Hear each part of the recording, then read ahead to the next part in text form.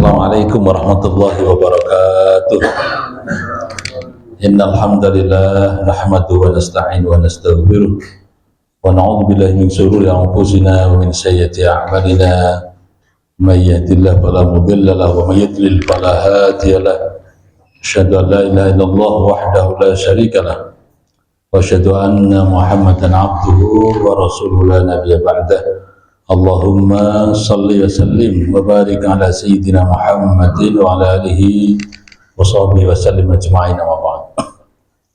Bapak Ibu, saudara sekalian, jamaah salat Isya yang berbahagia, bersyukur senantiasa kita panjatkan kehadirat Allah Subhanahu wa taala atas limpahan karunia nikmat anugerahnya. Alhamdulillah kita ini dimudahkan olehnya untuk menjalankan salat Isya dengan berjamaah, dan kemudian kita lanjutkan yaitu dengan ngaji memaknai tafsir kitab As-Sa'di. Baik, salam salat mari kita limpahkan, kita sanjungkan pada junjungan kita Nabi Muhammad SAW beserta para keluarga, para sahabat dan para pengikut yang setia hingga yaumul qiyamah, dan semoga syafaat beliau ini untuk kita sekalian, amin ya rabbal alamin. Saudara sekalian yang berbahagia, pada malam hari ini kita mencoba untuk membahas dan membaca tafsir daripada saat ini, yaitu surat Al-Lail, surat Al-Lail. Karena surat Al-Lail itu diletakkan di juz amma atau istilahnya juz 30, maka kita lihat kebanyakan daripada surat yang ada di dalam juz amma itu adalah rata-rata masuk dalam kriteria yaitu surat atau ayat yang disebut dengan makiyah, makiyah. Karena apa? Karena ketika turun surat ini berarti Nabi kita Muhammad SAW masih berada di kota Mekah, makanya disebut dengan surat makiyah. Baik, bahasa yang saya hormati, surat makiyah itu seperti yang nanti kita baca, ayatnya adalah pendek-pendek terus isinya tentang tauhid. Makanya boleh jadi nanti setelah ini memang kita kepengen ngajinya juz amma dulu, nggak apa-apa. Jadi artinya surat-surat yang pendek yang memang meneguhkan dan menguatkan keyakinan atau akidah kita dulu. Baik, Bapak, saudara-saudara, Ibu yang saya hormati, mari kita baca. Karena ini adalah ada 11 ayat jadi nanti akan kita bahas, yaitu ada 21 ayat, mohon maaf 21 ayat, sehingga nanti kita bahas dalam pertemuan malam hari ini hanya 11 ayat, yang berikutnya adalah di pertemuan yang akan datang. Baik, mari kita baca. A'udzubillahi minasyaitonirrajim. Kalau membawa HP silakan dibuka surat Al-Lail. A'udzubillahi minasyaitonirrajim. Bismillahirrahmanirrahim. Wal laili idza yaghsha wan nahari idza tajalla wa ma khalaqadz dzakara wal untha inna sa'yakum lasyatta fa amma man a'ta wattaqa wa saddaqa bil husna fasanuyassiruhu lil yusra wa amma man bakhila wastaghna wa kadzdzaba bil husna fasanuyassiruhu lil usra wa ma yughni anhu maluhu idza taradda. Baik, jadi sampai ayat 11 dulu kita bahas pada malam hari ini, yaitu Allah mengawali di dalam surat ini dengan kalimat sumpah, sumpah atas makhluknya. Pernah ketika kita bahas surat Ad-Duha saya sampaikan bahwa kalau kita sebagai manusia ketika bersumpah itu tidak boleh menggunakan nama makhluk, tapi kalau Allah, kita lihat dalam ayat suci Al-Quran, dalam bersumpah itu menggunakan makhluknya. Menurut ahli tafsir dikatakan ketika Allah bersumpah, istilahnya bersumpah dengan makhluknya, maka maknanya artinya adalah begitu pentingnya makhluk tersebut, terutama untuk kehidupan kita sebagai orang yang beriman. Beda dengan kita, kalau manusia kemudian bersumpah dalam rangka untuk menguatkan dan mengokohkan istilahnya argumentasi apa yang dilakukannya. Nah, ketika sumpah itu harus menggunakan nama Allah, yaitu dengan kalimat apa? Wallahi, demi Allah. Demi Allah kan begitu. Jadi Kalau kita lihat di ayat ini adalah sumpahnya Allah Ta'ala. Jadi memang boleh Allah bersumpah kepada makhluknya ini. Mari kita baca Bismillahirrahmanirrahim. Wal-laili idza yaghsha. Saya terjemahkan bebas dulu sebelum baca tafsirnya. Wal-laili idza yaghsha, wal-laili, dan demi malam. Idza yaghsha, apabila telah menutupinya. Wan-nahari idza tajalla, dan demi siang. Idza tajalla, apabila telah tampak terang benderang. Ya, jadi ini sumpah Allah demi malam, ketika telah melingkupinya, telah menutupinya. Menutupi apa? Ya menutupi waktu siang, menutupi alam ini. Kemudian demi siang, ya, idza tajalla, ketika telah tampak terang benderang. Wa ma khalaqadz dzakara wal untha, dan demi apa yang Allah ciptakan, yaitu manusia, terdiri dari az-dzakara, laki-laki, wal untha, dan perempuan. Inna sa'yakum lasyatta. Jadi kalau ada ayat Al-Quran diawali dengan sumpah seperti ini, ya, atau dalam bahasa tafsir Quran namanya qasam, ya, sumpah gitu ya, maka kemudian ada jawabul qasam, ada jawabnya. Jawabnya itu adalah penekanannya. Apa itu? Inna sa'yakum lasyatta. Sesungguhnya apa yang kau usahakan, usaha kalian semuanya itu adalah lasyatta, sungguh bermacam-macam, berbeda-beda. Ya. Fa'amma man a'ta wattaqa, fa'amma, maka adapun man, siapa saja, a'ta, yang telah memberi, wattaqa, dan bertakwa, wasoddaqa bil husna, wasoddaqa, dan membenarkan bil husna, dengan hal-hal yang baik, maka fasanu yassiruhu, kami akan memudahkannya, lil yusra, yaitu menuju kepada kemudahan. Kebalikannya, wa amma man bakhila wastatna, dan adapun orang yang bakhil, yang pelit, yang medit, ya, wastaghna, dan merasa dirinya mampu, wa kadzdzaba, dan mendustakan bil husna, dengan hal-hal yang baik, sesuatu yang thayyibah, fasanu yassiruhu lil yusra, maka kami, kata Allah, akan memudahkan kepadanya, yaitu sesuatu yang susah, yang repot, yang memerintanginya. Wa ma yughni anhu maluhu idza taradda, wa ma yughni, dan tidak bermakna, tidak ada gunanya, anhu, darinya, maluhu, hartanya, idza taradda, apabila telah binasa. Baik, bahasa yang saya hormati, mari kita baca ini terjemahan tafsirnya, ya, tafsirnya begini, saya bacakan dulu. Hadza qasamun minallah bizzamanil ladzi taqaw fihi af'alul ibad ala tafawuti akhwalihim. Ini adalah sumpah Allah, ya, minallahi ta'ala, bizzaman, yaitu dengan waktu malam, waktu siang, gitu ya. Alladzi taqaw fi af'alul ibad, yang mana ini terjadi, yaitu tentang perbuatan-perbuatannya manusia, hamba-hamba Allah ini. Perbuatannya apa? Ala tafawuti akhwalihim, yang mana perbuatan hamba Allah yang namanya manusia ini adalah mempunyai tafawut, tingkatan-tingkatan dalam hal keadaan mereka. Artinya bahwa apa yang dilakukan usaha manusiawi ini adalah berbeda-beda antara satu dengan yang lainnya. Baik, kemudian apa bunyi sumpahnya? Wal-laili idza yaghsha, demi malam apabila telah menutupinya. Artinya dengan datangnya malam maka berarti telah menutupi alam ini, semesta ini, ya, itu kemudian menjadi gelap gulita. Nah, di sini ay ya'umu al-khulqu bidzulamihi fayaskunu kulluhu, ya, ila ma'wahu wa maskanahu.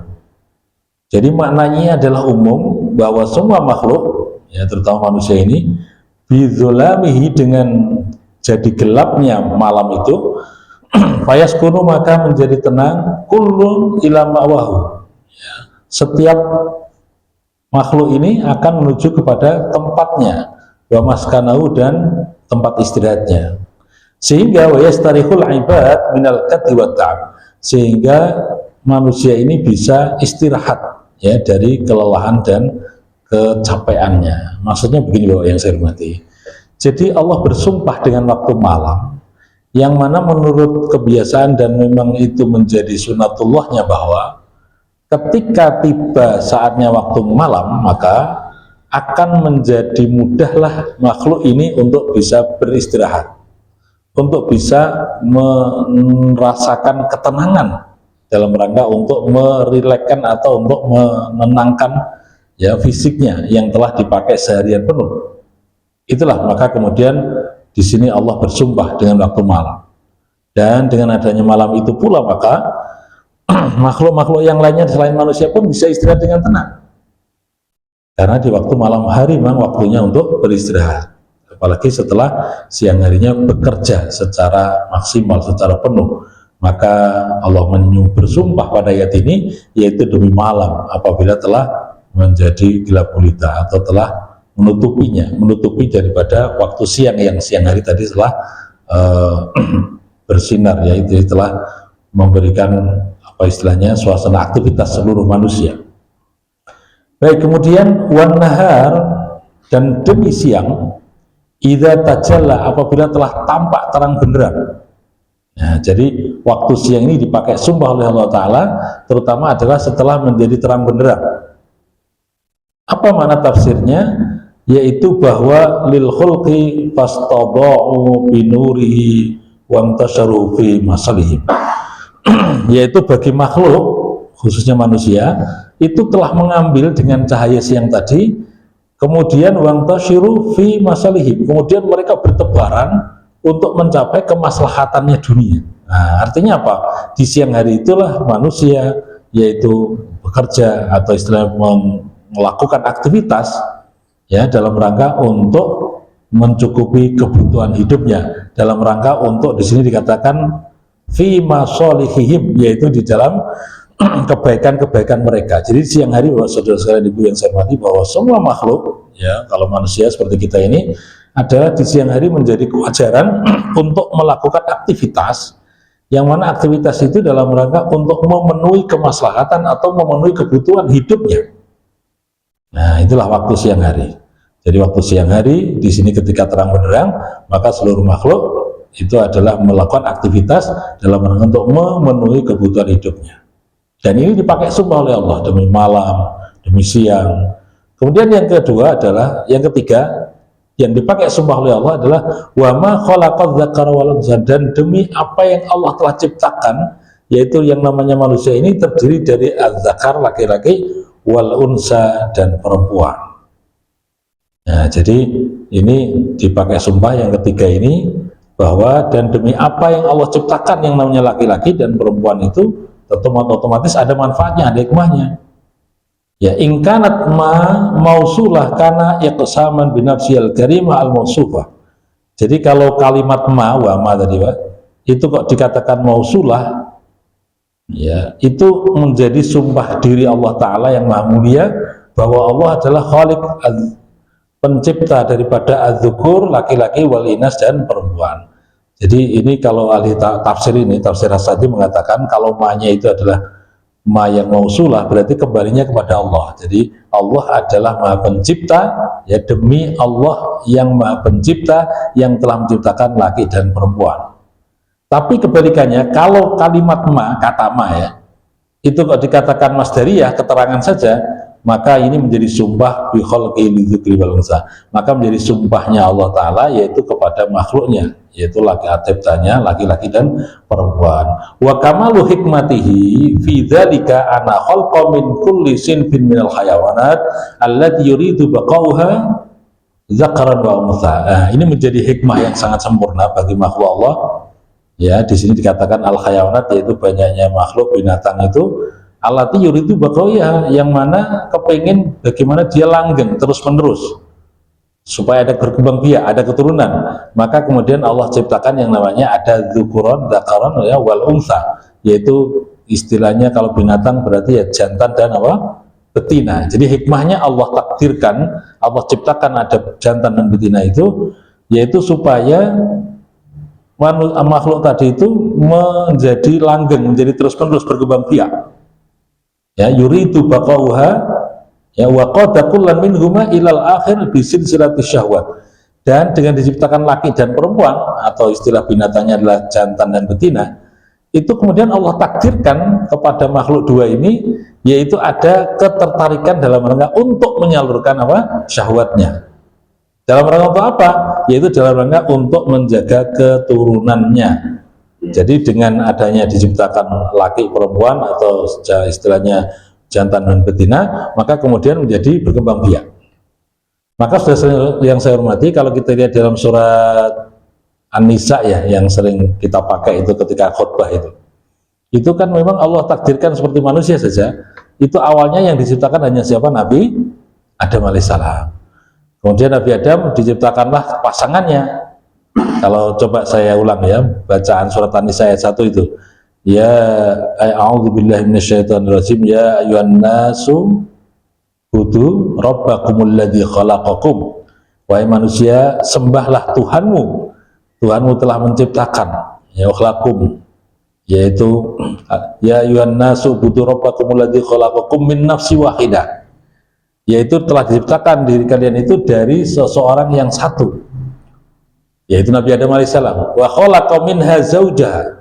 Kemudian Allah ciptakan dari Nabi Adam itu, yaitu pendampingnya. Pendampingnya siapa? Yaitu zaujaha, istrinya. Ya, wa batha minhuma rijalan katsiran wa nisaa. Dan dari Nabi Adam dan Ibu Hawa itu kemudian jadi berkembang biak, ya, jadi banyak, yaitu dari laki-laki dan perempuan. Wa khalaqa minhu wa batha minhuma rijalan katsiran wa nisaa.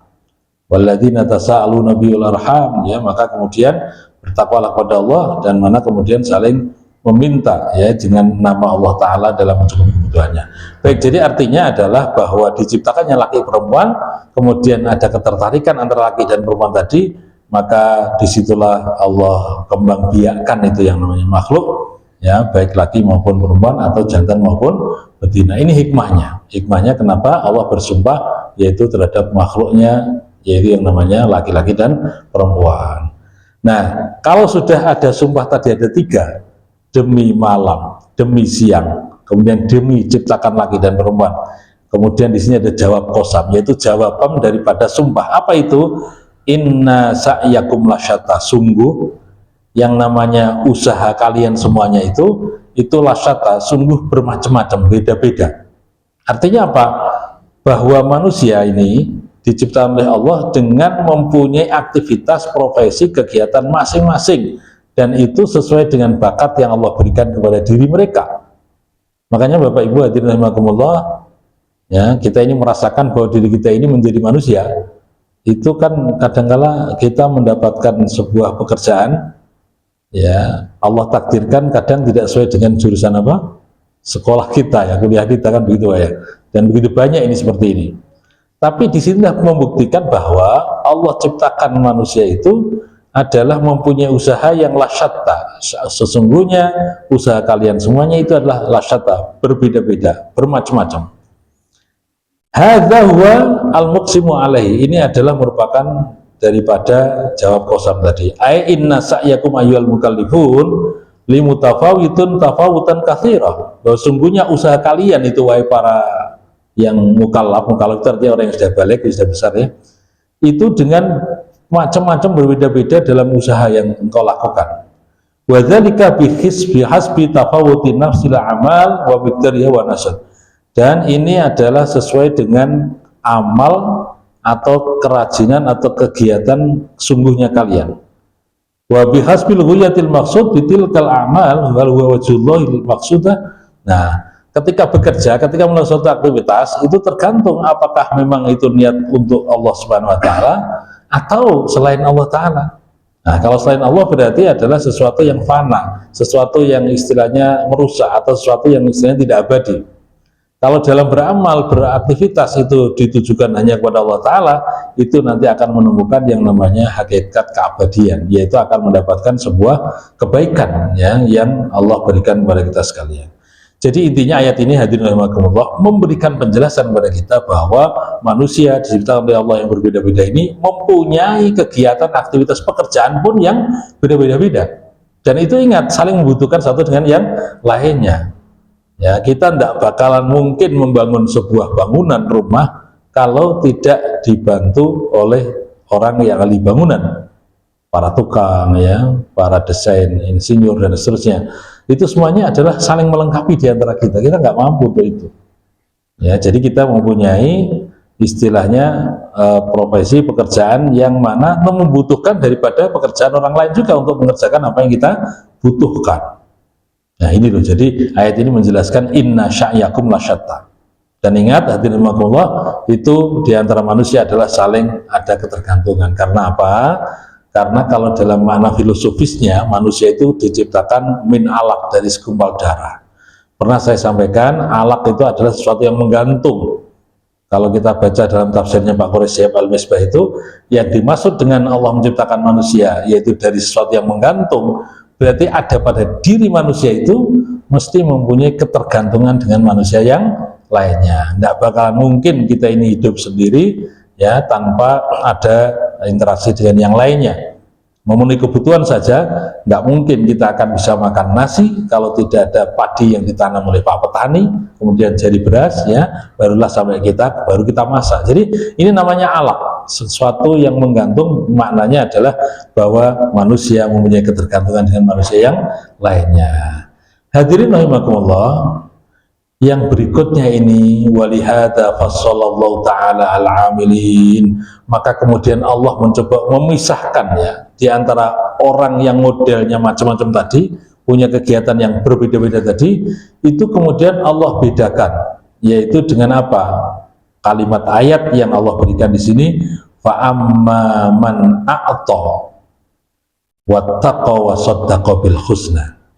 Wa amma fa amma man a'ta, itu artinya adalah ay ma amara bihi minal ibadatil maliyah kazzakawati wal kafarati wan nifaq wan nafaqat wasadaqat wal infaq fi wujuhil khair.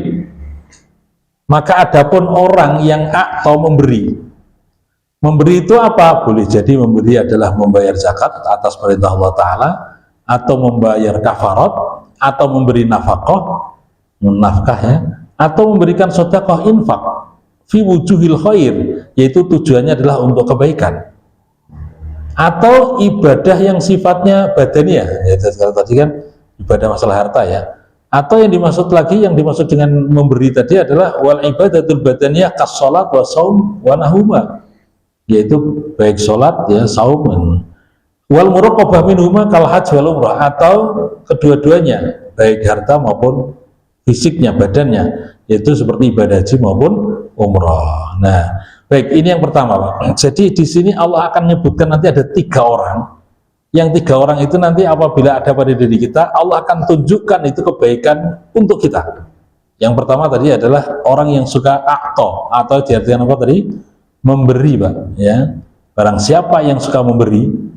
Jadi kalimat memberi ini saya teringat ketika Rasulullah SAW datang dari Mekah, kemudian datang sampai ke Madinah, ke Yasrib pada saat itu, maka yang dikatakan beliau, sabdanya di depan kaum muslimin pada saat itu, yaitu dengan mengatakan ayuhan nas, wahai manusia, yaitu apa? Afsus salam, tebarkanlah salam. Jadi ada 4 nasihat Rasulullah saat awal masuk kota Madinah itu, yaitu dengan kalimat wahai manusia semuanya, afsus salam, tebarkanlah salam. Yang kedua, watut'imu ta'am, dan berilah makan. Nah, ternyata kita memberi makan itu memang a'ta tadi. Ya, wasilul arham, dan sambunglah tali silaturahim.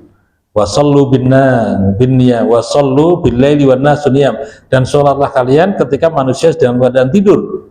Ya, maka tadkhulul jannah bisalam, kamu akan masuk surga dengan selamat. Jadi Rasul saat itu mengingatkan ada 4 amalan yang mudah masuk surga, menjadi pintunya masuk surga. Apa itu? Tebarkanlah salam. Yang kedua apa tadi? Memberi makan. Yang ketiga adalah sambung tali silaturahmi, dan yang keempat adalah menjalankan sholat lain. Nah, kalau itu dikerjakan maka akan mudahlah untuk masuk surga dengan penuh kedamaian, ketenangan. Nah, yang pertama pada ayat ini adalah fa'amma man a'ta, barang siapa yang memberi, suka memberi tadi ya, berinfak, bersedekah dan seterusnya. Kemudian yang kedua adalah wattaqa, dan bertakwa.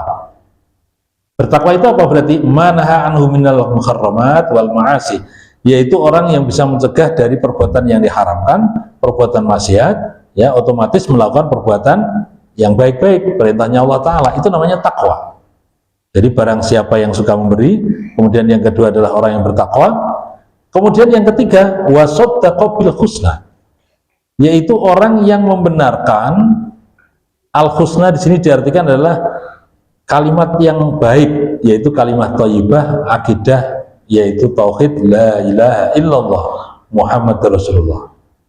Jadi barang siapa ya yang membenarkan kalimat-kalimat yang baik, di sini dikatakan shadaqa, yaitu membenarkan kalimat la ilaha illallah wa ma dalat alaihi min jamil aqaid ad-diniyah, dan juga begitu menunjukkan semua tentang akidah atau keyakinan keagamaan, wa ma tatarattabu alaihi minal juz'il ukhra, atau yang lainnya ya daripada bagian yang lain. Jadi ada tiga orang ini.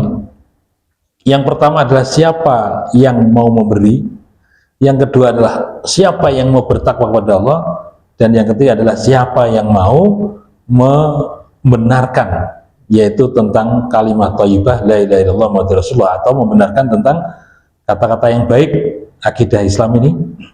Maka kata Allah, fasanuyassiruhu lil yusra, kami kata Allah maka akan memberikan jalan kemudahan menuju kepada kemudahan tersebut. Jadi Allah akan memudahkan kepada kita, yaitu tentang adanya jalan menuju kemudahan tadi. Ai nusahil alaihi amaru wa naj'alahu muyassaran lahu. Maksudnya adalah kami jadikan apa yang menjadi urusan perkara manusia tadi itu menuju kepada kemudahan. Kullu khair, yaitu setiap kebaikan itu menjadi mudah. Au tarki kullu syarrin, atau meninggalkan kejelekan, li'annahu ata biasbabi taysir, yaitu karena ini datang yaitu dengan kemudahan, maka Allah pun fasayarallahu lahu dzalika, maka Allah pun memberikan kemudahan. Maksudnya begini Bapak sekalian hormati. Jadi kalau menjalankan tiga hal tadi, coba kita ulangi lagi tiga hal tadi apa? Yang pertama atau memberi, yang kedua apa? Takwa, yang ketiga apa? Percaya kepada tauhid la ilaha illallah Muhammadur Rasulullah. Maka Allah akan tunjukkan kepada kita jalan menuju kepada kemudahan. Ya, jadi maka kemudian adalah di antara kita ini diberi kemudahan terus. Itu karena apa? Ya mengamalkan tiga tadi, suka memberi, ya, dan bertakwa kepada Allah, dan yang ketiga adalah membenarkan kalimat thayyibah, yaitu la ilaha illallah Muhammadur Rasulullah. Nah, kebalikannya Bapak yang saya hormati, yaitu wa amman bakhila, maka adapun orang yang bakhil, Pak. Bakhil itu bahasa Jawanya apa? Medit gitu ya, pelit gitu ya. Ya, barang siapa yang medit pelit tadi itu, yaitu apa di sini dikatakan makna daripada bakhila itu bima amara bi fatirkal infaq wajib wal mustahab, yaitu orang yang tangannya itu terbelung, kemudian istilahnya meninggalkan fatirkal infaq, meninggalkan infak sedekah, ya. Itu berarti itu termasuk disebut dengan bakhil. Jadi adapun orang yang bakhil, kemudian yang kedua adalah wastagna. Wastagna itu merasa diri cukup, Pak. Cukup dengan dirinya, tidak butuh orang lain, apalagi tidak membantu orang lain, tidak punya kepekaan sosial kepada lingkungannya, egois lah gitu kan. Ya, jadi merasa dirinya cukup begitu ya, merasa dengan ada harta yang dimilikinya itu cukup, nggak usah butuh bantuan orang lain. Nah, itu namanya wastagna. Jadi orang yang bakhil, yang kedua adalah orang yang merasa dirinya cukup, nggak kepingin apa, istilahnya tidak merasa diri ada butuhan dari bantuan dari orang lain, gitu ya. Ya, itu berarti sombong dia ya. Maka kemudian yang ketiga adalah wadzakadzaba bil husna, malah mendustakan tentang la ilaha illallah Muhammadur Rasulullah, mendustakan tentang kebaikan-kebaikan. Nah, itu Pak, Allah katakan di sini fasanuyassiruhu lil yusra. Maka Allah akan mudahkan mereka itu, yaitu menuju kepada kesulitan, kesukaran. Jadi ini menjadi prinsip hidup kita, Pak. Jadi ada tiga sifat yang Allah sandingkan. Yang pertama tadi sifat positif, yang kedua adalah sifat yang negatif, gitu kan. Nah, jadi kalau yang diamalkan adalah perbuatan yang positif, maka Allah akan bimbing itu menjadi sesuatu yang positif dan lebih mudah lagi dalam menjalankannya. Kebalikannya Pak, kalau kita ini melakukan satu perbuatan negatif misalnya gitu ya, kemudian Allah bimbing mudahkan itu menuju kepada kesukaran itu yang lebih mudah gitu. Itu. Dan ingat, ditutup dalam ayat ini terutama di ayat yang 11, yaitu dengan kalimat wa ma yughni anhu maluhu, maka tidak akan berguna itu apa yang dimiliki, yang itu berupa harta benda yang ada. Hadirin rahimakumullah, ini menjadi prinsip kita dalam hidup ya. Makanya sampai suatu ketika dalam hadisnya itu Rasul istilahnya bersabda bahwa setiap orang itu sebenarnya itu sudah ditetapkan oleh Allah mana surganya, mana surga dan mana neraka. Jadi setiap orang itu, kata Rasulullah dalam sebuah hadis itu, saya baca tadi di tafsirnya Pak Quraisyab, yaitu bahwa manusia itu sudah ditetapkan, ini masuk surga, masuk neraka. Nah sahabat saya itu tanya Pak, tanya seperti model kita, ya Rasul, kalau seperti itu berarti sudahlah kita pasrah saja, berarti nggak usah berbuat baik atau enggak, nanti kalau sudah waktunya memang masuk surga ya surga, neraka ya neraka. Itu apa kata Rasulullah? Enggak, kita ini tetap harus beramal, berusaha ya. Ketika Allah takdirkan nanti kok masuk surga misalnya, maka berarti kita dimudahkan oleh Allah dalam menjalankan amal-amal kebaikan, kata Rasulullah. Nah begitu juga kalau di antara manusia itu ditakdirkan masuk neraka gitu ya, maka Allah pun memudahkan itu untuk melakukan aktivitas-aktivitas yang menuju kepada amaliyah, menuju ke neraka gitu. Nah itu, jadi artinya hadirin rahimakumullah, mari kita gunakan ayat ini menjadi prinsip hidup. Kalau kita kepingin dimudahkan untuk menuju kepada kemudahan-kemudahan yang ada, itu berarti melakukan amalan, melakukan amaliyah, yaitu yang namanya 3 perkara. Amaliyah 3 perkara tadi apa?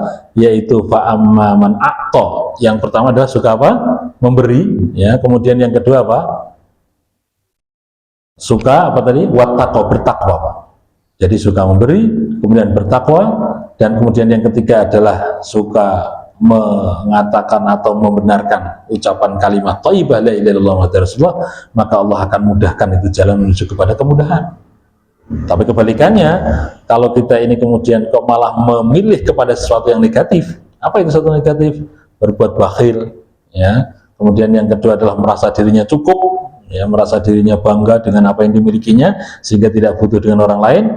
Nah, yang ketiga adalah kemudian mendustakan tentang sesuatu yang negatif, atau istilahnya mendustakan ya sesuatu yang dikatakan oleh Allah, yaitu kalimat la ilaha illallah Muhammadur Rasulullah, maka Allah akan mudahkan itu menuju kepada kesukaran dan kesulitan yang ada. Baik Bapak sekalian saya hormati, yang akhirnya pun ditutup dengan ayat yang 11, bahwa apa yang dimilikinya berupa harta benda yang ada itu tidak ada gunanya apabila sudah istilahnya tarodda. Tarodda itu artinya apa? Sudah binasa, sudah selesai, atau sudah nggak terpakai lagi kalau sudah kita ini dipanggil oleh Allah Subhanahu wa Ta'ala. Jadi artinya mari kita manfaatkan apa yang kita milikinya dalam rangka untuk berbuat baik, dalam rangka untuk kemaslahatan umat. Insya Allah akan diberi kemudahan kita menuju surganya Allah Ta'ala. Amin Allahumma amin. Baik Bapak saya hormati, saya kira cukup apa yang dapat kami sampaikan pada malam hari ini. Nanti akan kita lanjutkan di ayat yang berikutnya, yaitu 12 dan seterusnya sampai ayat yang ke-21 daripada surat Al-Lail ini, insya Allah. Baik, demikian yang dapat kami sampaikan, semoga ada manfaatnya. Kurang lebihnya minta maaf. Bila taufiq wal hidayah. Alhamdulillah. Assalamualaikum warahmatullahi wabarakatuh.